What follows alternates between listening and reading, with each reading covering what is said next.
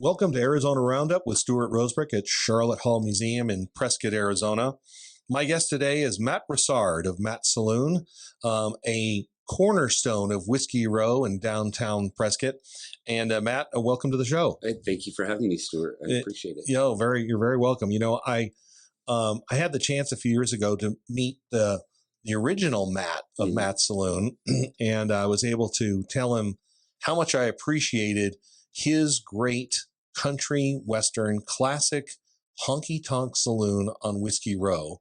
And I would have to compare my experiences at Matt's Saloon with experiences I've had down on South Broadway in Nashville. It is such an original, classic western bar that maintains those traditions of what people expect when they walk down Whiskey Row into a honky-tonk.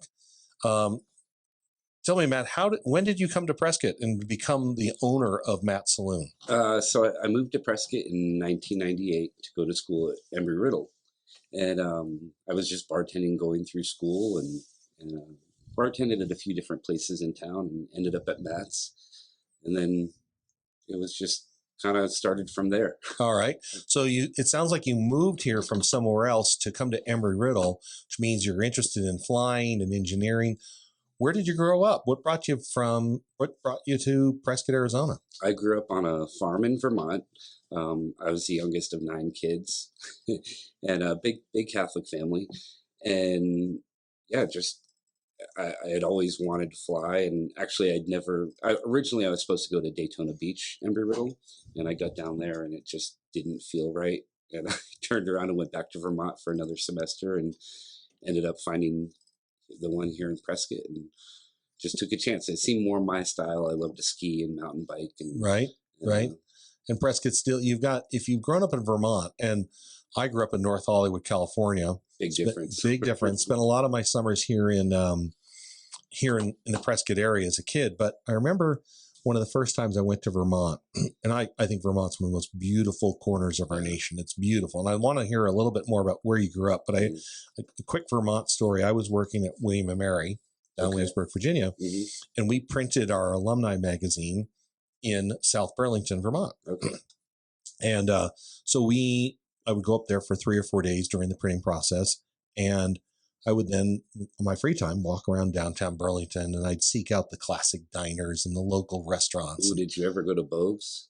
I think so. Yeah. There was 3 or 4 really good diners. Not my immediate family. It was my uncle's restaurant. Yeah. There were 3 or 4 that every time I went up to Burlington, I would go and visit. So I'm back at the print shop, and we're there for hours waiting for the sheets to come off the press and approve the signatures. And so one of the Vermont pressman comes in, and I'm chatting with him like, he says, well, are you enjoying your time here in Vermont? I said, I love it. And I said, have you ever been down to that Bluebird Diner down in downtown Burlington? Oh, no, I don't go to Burlington. That's too big a city. I said, really? Oh, yeah. I live 30 miles from here down a 5-mile dirt road. I don't go to cities. That's too much for me. So I would think that at least Prescott had pines and dirt roads, which was not Daytona. So It had to feel a little bit more like home. For sure. And actually, when I grew up in a town of 5,000 people, Randolph, Vermont. So very, very small town, a lot of farmlands and stuff like that. And so when I actually came to Prescott, this was kind of like the city to me. Right. Yeah. It was a big city. Yeah. Now tell us where. I like to always visualize where people grow up. So the Connecticut River, right, divides New Hampshire and Vermont. Correct. Vermont's to the west of New Hampshire and has Lake Champlain. Lake Champlain. That's Lake Champlain is to the west, right? Beautiful lake. Yeah. Gorgeous state. Where is Randolph? If you just go an hour south of Burlington, actually Randolph is like in the middle of the state. Okay. An hour south of Burlington, just south of Montpelier, which is the capital. Okay. And the only capital in the country that doesn't have a McDonald's too. Oh, how about that? I like that. But Ben and Jerry's ice cream. Ben and Jerry's ice cream. Yeah, I grew up like 40 minutes from the factory, and every family reunion that we have, we all go to Ben and Jerry's to the factory. I love it. Yeah. I love it. Well, maybe sometime we get down to Matt's Saloon, people can get a little Ben and Jerry's. Oh, that's a good. I've always wanted to do a scoop shop. So, Prescott might be a good place for that. Right. Well, so you grew up on a farm, large family, dairy, or am I right on that? Yeah. Dairy farm? Yep, dairy farm. And that my dad ended up selling the cattle when I was in like 5th grade, just because they were making it harder. We had about 80 head, but they were making it a little harder for the smaller farms. Right. And but we still continued to, we had a lot of land and would hay and maple sugaring, for maple syrup and all that. So, Right. So yeah, it sounds like you're still an outdoorsman, and that Prescott is like the perfect location for you to enjoy all the activities that our city offers residents and visitors. Yeah, it really is. I love it here. I mean, obviously I didn't plan on being here for 26 years, 27 years when I moved here, but I couldn't imagine living anywhere else. It's just an amazing community and a place to live. Right. So when did you, so when was the first year you started working? You worked for Matt, and tell us Matt's full name again. Matt Butita. Matt Butita. The original Matt. Right. And he got it in 1962. That's when it became Matt's Saloon. Okay. Prior to that, it had been, 1958, it was Jay's Cocktails. And then Jay, who owned it then, he brought in Matt and then Matt ended up buying him out and turned it into Matt's Saloon. But at the time that I bought it, which was in 2003, there had been numerous owners between Matt and myself. He still owned the building at the time. Okay. But there had been quite a few owners, over the years, since he had it in the 70s. Right. Yeah. So when did I was here for the 2016 rodeo and rodeo parade. My father, who wrote Junior Bonner, came back. It was the 45th reunion, and he was one of the grand marshals. And we came over and we interviewed Matt Butita. Yep. He took us down into the historic basement, and he showed us all his photographs from the different films and I think Bruce Springsteen and others who've come to Matt's over the years.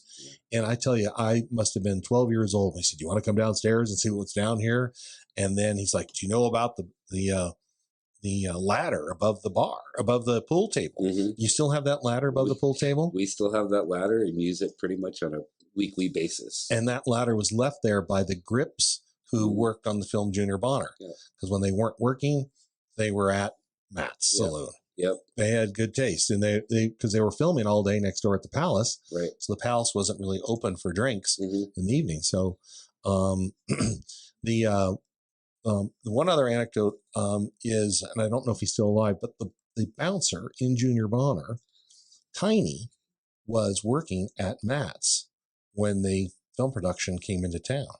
Have you ever met him? I've never met him. I've heard about him, but I never did get a chance to meet him. Yeah. So the Sam Peckinpah, the director, and I think Joe Wazan and probably my dad, Jeb Rosebrook, and others were hanging out at Matt's Saloon, probably Steve McQueen and Ben Johnson and Casey Tibbs, and there's Tiny, and they're like, "You want to be in the movies?" Yeah, perfect. And he's got a great role in that film. Yeah. So Matt's played a very large role in the production of and success of Junior Bonner. Yeah. No, and you know how many people, when we're on that ladder, they're like, "Why don't you get a new ladder?" I was like, "Because we're used to this one, and why it works. It still works." Well, look, Matt, we're going to take a quick break and thank our sponsors and come back and talk a little bit about what's happening with Matt's Saloon today and your involvement in our community. Sounds good.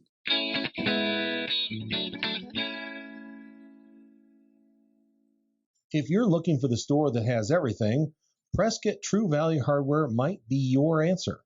From having that part to fix that leaky faucet to decorating your garden with charm, they've got it all, and a friendly face to match.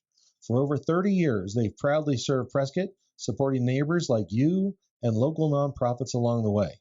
Visit Prescott True Value Hardware. They're more than just a hardware store.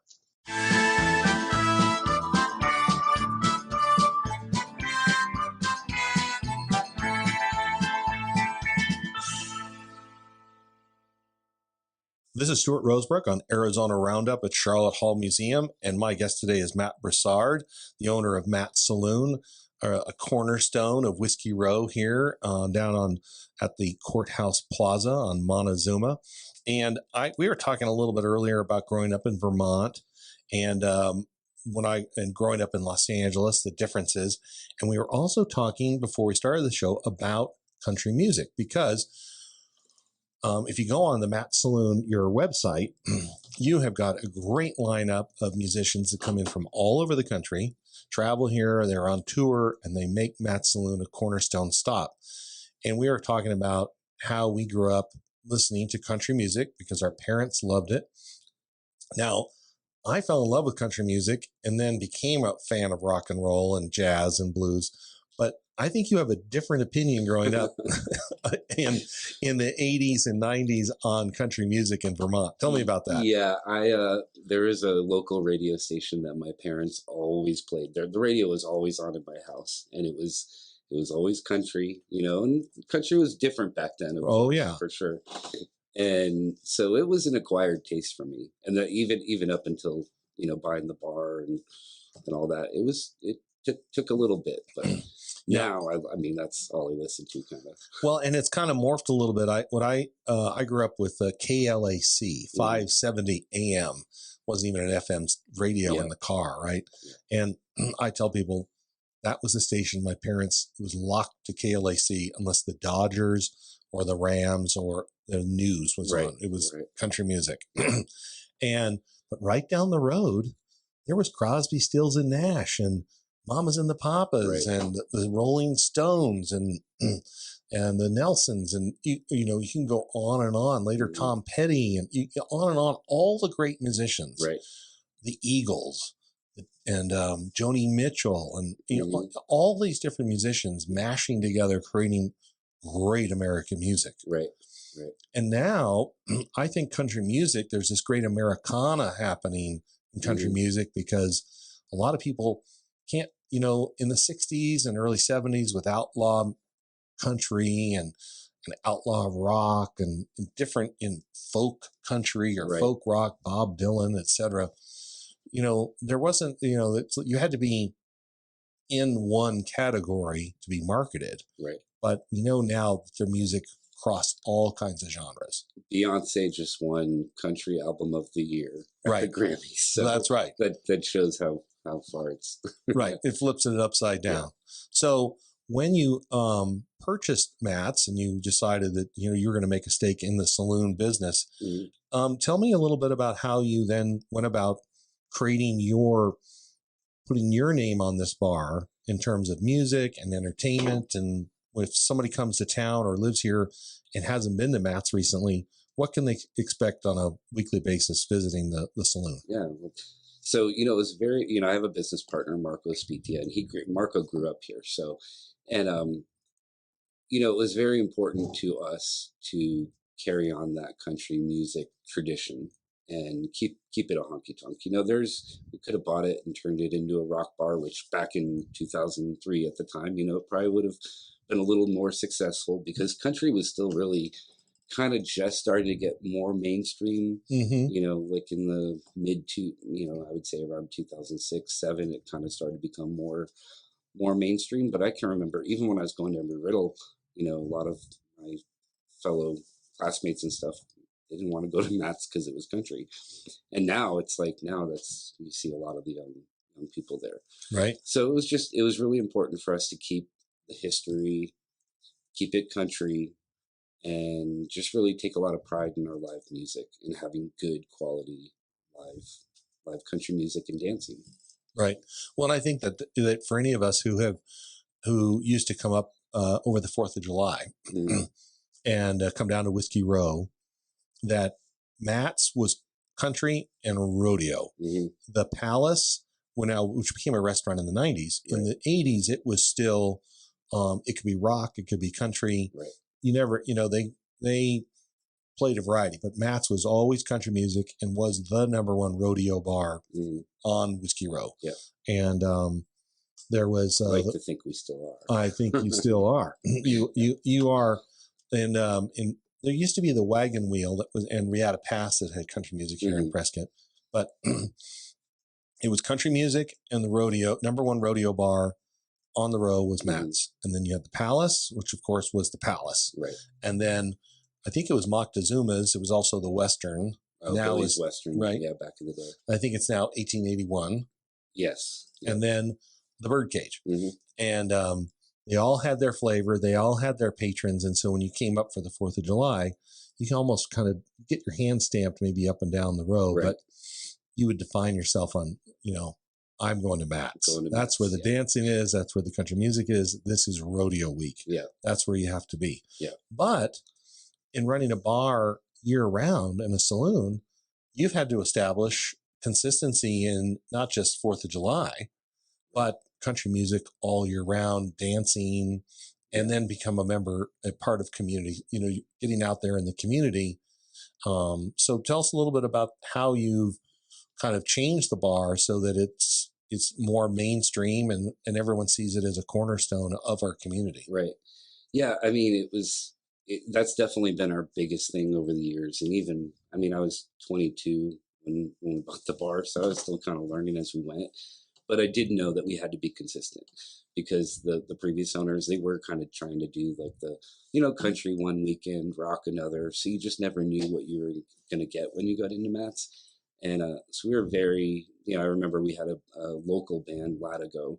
That was our house band for like the first year and a half or 2 years that, they played every single weekend. People, we developed that consistency and people knew what they were going to get when they got in there. Mike Stasinski, he still lives locally here. And so yeah, that was really important to just make sure people knew what they were gonna get when they came into Matt's. Right. We wanted to have good customer service, reasonably priced drinks, good dancing, trying to keep the place as clean as we could. And just kind of tried to carry that through over the years, also while keeping our history and right. And not modernizing it too much, but trying to keep up with the times too. Right, for sure. And so tell us a little bit about one of the first things you did in buying the bar and getting it established with your traditions, how you've become involved with the community down on the Plaza and Whiskey Row. Sure. Yeah.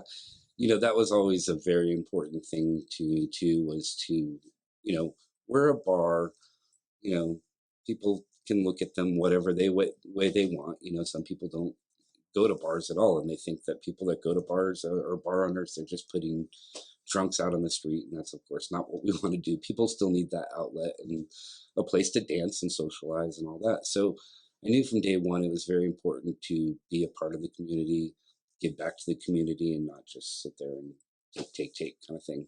So I started, I think my first board that I joined back in 2004 or 5 was Prescott Child Development Center. It was a local nonprofit child daycare facility.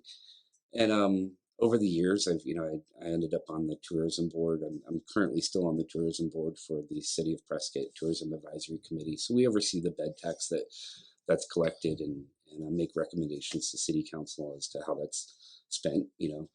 I'm involved. I'm on the board of Big Brothers Big Sisters. That's been a great organization to be a part of. Boys and Girls Club. I've done some stuff with them on their Dancing for the Stars event that they have. And currently I'm president of Prescott Downtown Partnership, which is kind of evolved over the years. It's been around for 20 some odd years. We used to manage all the events on the Courthouse Plaza. We recently, in the past few years, kind of gave that job back to the county, but we put on the summer concert series, and we're very heavily involved with the Arizona Christmas City events, the Holiday Light Parade, and the courthouse lighting. And so that's been very rewarding too, to be a part of that. That's fantastic, yeah. Matt.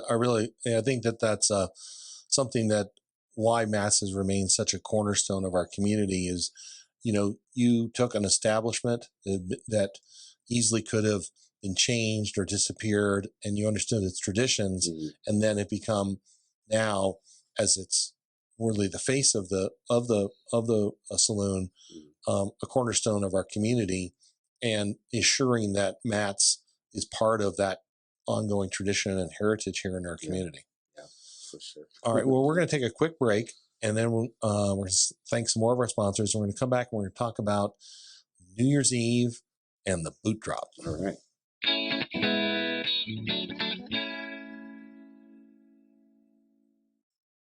For over 45 years, Blind Brothers Arizona has been the heart of window style in Prescott. From blinds, shutters, drapes, They custom design and install with expert precision. Tailored to you, whether for your home or office, trust the name locals rely on. Visit blindbrothersaz.com today or call 928-776-1845. That's blindbrothersaz.com at 928-776-1845 for a free consultation. Blind Brothers Arizona, the original since 1979.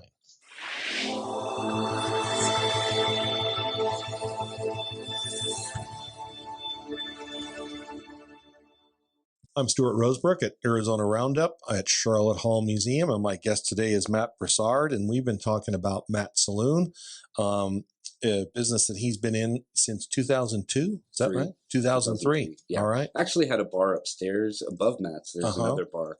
We opened that as Doc Holidays in 2002 and had that for a year and then ended up buying Matt's. Okay. Yeah. Well, that Doc Holiday bar, I remember must have been, 1986. I was working down at Channel 3 in Phoenix when we came up for the 4th of July. It was the first time that I can remember the balcony being open at the Palace. Oh, yeah. And they had the Palace Steakhouse upstairs at the Palace at the time. And we would go to Matt's, but upstairs at Matt's wasn't open that year. Right. 87, we came back, and Matt's, of course, being competitive on the road to get as many customers in there as possible, opened up the upstairs. And you go up the narrow staircases, and there were what I remember, water troughs, horse troughs filled with cold beer, and a couple of bars, and of course the music and dancing was downstairs. But you definitely got your hand stamped early. You wanted to get into Matt's, right? For sure. And I think I remember Doc Holiday. That's when Jersey Lilies had taken over the steakhouse a few years before that, right?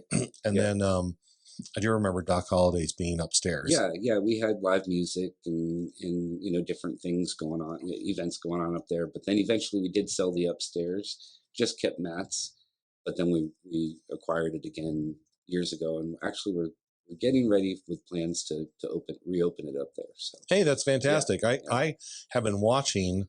I'm such a big fan of the Courthouse Plaza. I watch intently the different restaurants and businesses, and there's a lot of great activity happening down at the plaza. It is really one of the destinations in the state of Arizona right now. Yeah. And Matt's, of course, is playing a big role in making the plaza successful and bringing people to Prescott. Part of that is you have this signature event that you have helped start with Tracy Horn of Helken and Horn called the Boot Drop. Tell me about this big event on New Year's Eve in Prescott, Arizona. Oh, we just had the 14th annual New Year's Eve Boot Drop, where we drop a 6-foot illuminated cowboy boot down the flagpole of the Palace building. And it's just a big block party. We close off Whiskey Row from Gurley to Goodwin. We've got live music. We've got food trucks. We've got fireworks. We actually do 2 drops at 10 o'clock and at midnight. And it's just a really fun way for locals and tourists to come and enjoy New Year's Eve and celebrate, despite whatever the weather is too. It could be, this year we had a beautiful year. It was like really perfect. Right. But we've had rain and snow and wind. And I've been out there for that, for sure. Yeah. And so didn't you get some national exposure this year for the boot drop? We did. Yeah, we did. CNN actually had reached out to Tracy, months and months ago. And they said, we want to come out and cover the boot drop. And Gary Tuckman, he's the reporter that ended up coming out, and he's been covering drops throughout the country for like 15 years, and chose Prescott. He was like, I was looking at all the ones in Arizona and Mountain Time Zone, and thought that yours looked like the most fun. So that was really great exposure for us. And it's actually their highest New Year's Eve is their highest viewership other than election night worldwide. So that was really great exposure for Prescott and for the boot drop. Right. So do you think the boot drop's going to continue to grow? How does the plaza absorb a larger audience for the boot drop? Well, we've over the years, it's grown and grown, and suddenly the street fills up, and now it's spilled over into the plaza, and we'll see after this coverage that we had this year, right, what next year looks like. But if we have to, we'll close down a couple streets, and I, accommodate everyone. So, Yeah, I love it. Yeah. Oh, that's great. Yeah. So tell me a little bit about what's happening. You alluded to some new things happening upstairs, but tell us about what's happening this winter. We've had some great weather. What's happening this winter and spring, and of course, rodeo's coming up. Yeah. And you've got two hotels. You got St. Michael's as a neighbor. You got the Highland Hotel. I mean, people can come up. Hacienda's right up the block. Tell me a little bit about some of the upcoming bands that are coming to Matt's, but also why people should come to Prescott and stay downtown and enjoy some good food and some honky-tonk music. Yeah, so winters. I can say this about wintertime in Prescott. I can remember probably the first 10 years of having Matt's. Winters were pretty skimpy, and we weren't necessarily getting the tourism that we do. And I would say in the past 10 years, like, we've really noticed, the city's done a great job of trying to have people, continue to, and the city's grown so much too. So winters are not as quiet as they used to be, I guess is what I'm saying. So we've always got our bands, our live bands on Friday and Saturday nights. I think this weekend we've got In Color Band, they're a band out of the Valley.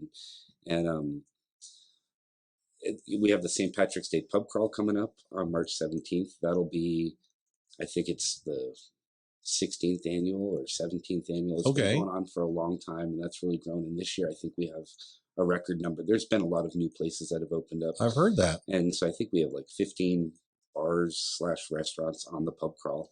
How about that? So that's exciting. We have off-track betting 7 days a week. So you can come into Matt's and you can bet on the horses. That's through Turf Paradise.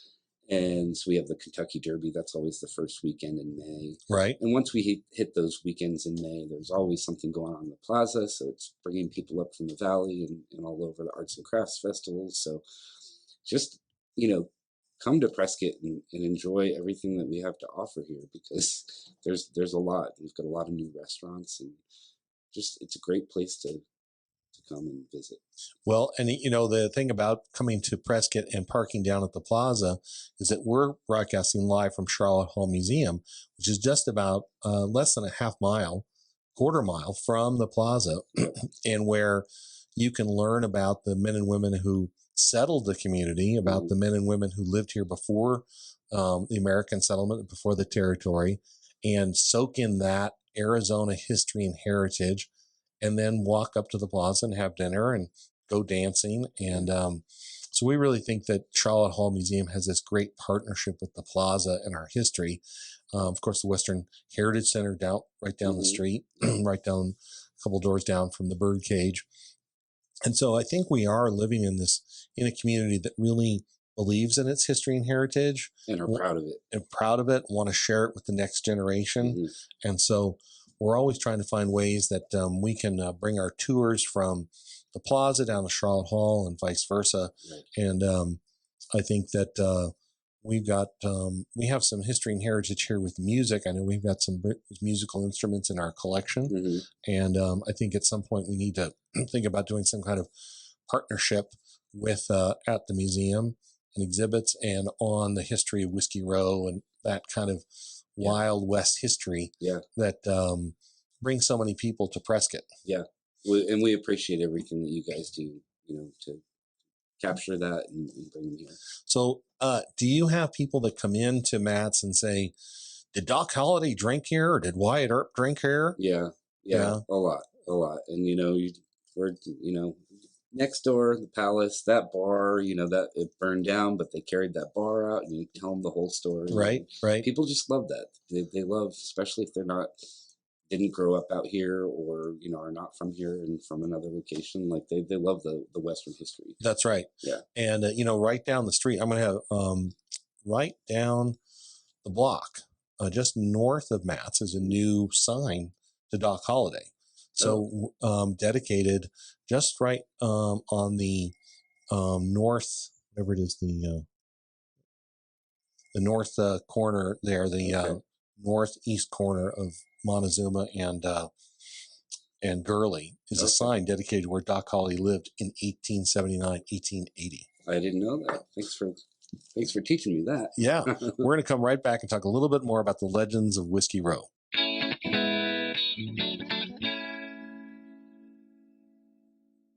Since 1995, Helkin and Horn Ad Agency has helped local businesses stand out and succeed. From print and radio to websites and social media, their talented team crafts your brand's message and offers a plan to get it out into the community. Want results backed by 30 years of experience? Visit azadagency.com today. That's azadagency.com today. Helkin and Horn, where the slogan is "Be Known."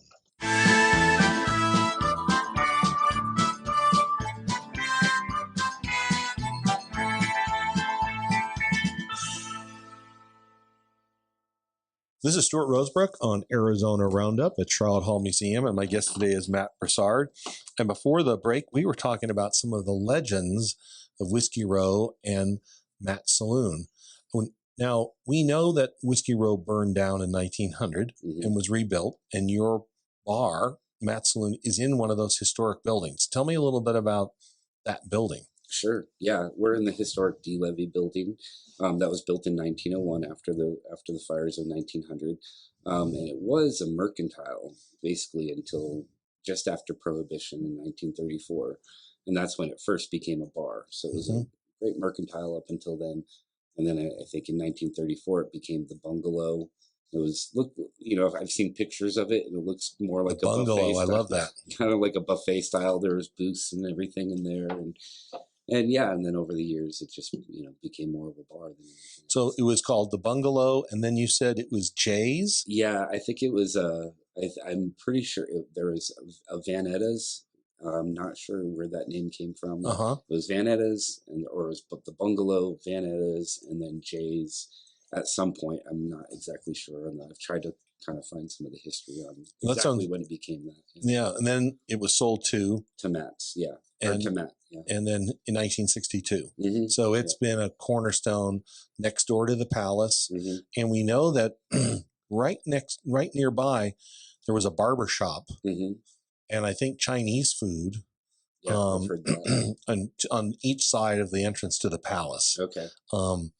And I think maybe we'll have Brad Courtney in here sometime, the Whiskey Row historian, and the three of us will talk a little bit about that history and heritage. Because one thing we do know is that Wyatt Earp, Virgil Earp, James Earp, Doc Holliday, Kate Elder, they walked down Whiskey Row. Yeah, for sure. We don't know how much time Wyatt, who was only in town for a few weeks, visited Whiskey Row, but we know that Doc Holliday did. He lived right around the corner under boarding house and gambled in downtown Prescott off the plaza. Kate Elder did as well. Virgil probably did because he was here for a few years before and after the Tombstone history. But I understand Bruce Springsteen also walked those same street, the same path down Montezuma as Doc and Wyatt. Tell us a little bit about the legend of Bruce Springsteen and Matt's Saloon. Yeah, so I think it was September 28th of 1989. Bruce Springsteen rolled through town on his motorcycle with some buddies. They popped into Matt's. It was a quiet Friday afternoon. There was, I guess, not many people in the bar at all. And word got around town that Bruce Springsteen was there. And I guess shops closed, and next thing you know, I mean, the place was full. The house band came down, and Bruce ended up getting up on stage and singing with the house band, and just this, I would have been pretty cool. I wish I was around then. But what was really neat about the story was there was a bartender that was bartending at the time. Her name was Bubbles, and she was kind of a tatted up, biker chick that was behind the bar. And she had helped there's a picture of her helping Bruce over the bar, kind of getting him out of the mob and everything. And they became friends, I guess, and talked. And it was only her second day back at work after having like a bone marrow cancer thing going on. And what made this story so big and worldwide and famous was, I think it was months later, she got notice that he had paid off like her $130,000 hospital bills, and it just became a really big story, like worldwide, and pretty awesome. That is legendary. Yeah, that is legendary. You don't hear that every day. No, you don't. No. And I think that's why people should go down and enjoy Matt's Saloon, Yeah. because they'll taste that, they'll feel that history that goes back well over 100, almost 125 years. Yeah. Yeah. And as well as that history and heritage of all of the cowboys and cowgirls, the men and women have walked through those doors of Matt's Saloon. Waylon Jennings, he used to come up and play for Matt Brassard in the 60s over the 4th of July weekend and all that. And Buck Owens and lots of Lee Hazelwood, lots of names have played there. So yeah, it's in some ways, it's the Palomino Club of Prescott, Arizona. Yeah. You got the Museum Club in Flagstaff, and you've got Matt's Saloon that has maintained that tradition of live music, and the legends of country music have come to Matt's Saloon. Yeah. I think that if we should agree today that we should make sure that the Country Music Hall of Fame in Nashville knows the importance of Matt's Saloon. Oh, now we're talking. And maybe we need to nominate Matt's Saloon. You know, we need to get your Matt's Saloon in front of the people who realize that it takes owners like yourself, hard work and dedication, not only to your community and making it a better community, but also keeping that heritage alive.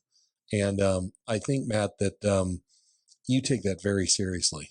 I do my best to. Yeah. Just want to continue on the tradition, and also, you know, I got very close with Matt Brassard over the years. He passed away in 2020, but it was very important to me to make sure that we carried on what he started. Right. You know, his legend. Yeah. Well, the legacy of one bar owner, now only two bar owners since 1962, is pretty remarkable in the bar and saloon business. Yeah. Now, do you ever serve any food, or can people bring food in? It's just you're slinging drinks. We're slinging drinks. We've got chips and peanuts. All right, that's good. But no, we let people bring in food. You know, you can get something delivered there. There's a great pizza place just a few doors down, the Grumpy Sicilian. So we have no problem with that. You know, it's just I'm not interested in doing that. Right. It's kind of like, what did Warren Buffett say? You're in the Coca-Cola business, you're in the Coca-Cola business. We are in the music and saloon business, entertaining people for almost 125 years. Yeah. Yep. I think it's great. Yeah. Well, Matt, maybe we need to work a way to get Shooter Jennings and his mom, Jessie Coulter, up here for a special event. Yeah. We almost had Shooter one 4th of July. Yeah. But Jessie's actually coming. She sang a few songs at the bar before too, which is pretty cool. Wow. Yeah, Jessie's great. That's amazing. Yeah. Well, Matt, thanks for being on Arizona Roundup, and we look forward to you being back on the show very soon. Thank you so much for having me, Stuart. You're welcome, Matt.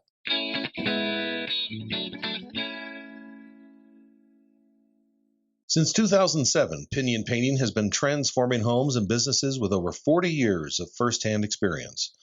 They bring superior craftsmanship and an eye for detail to every project, making your vision a reality, hassle-free.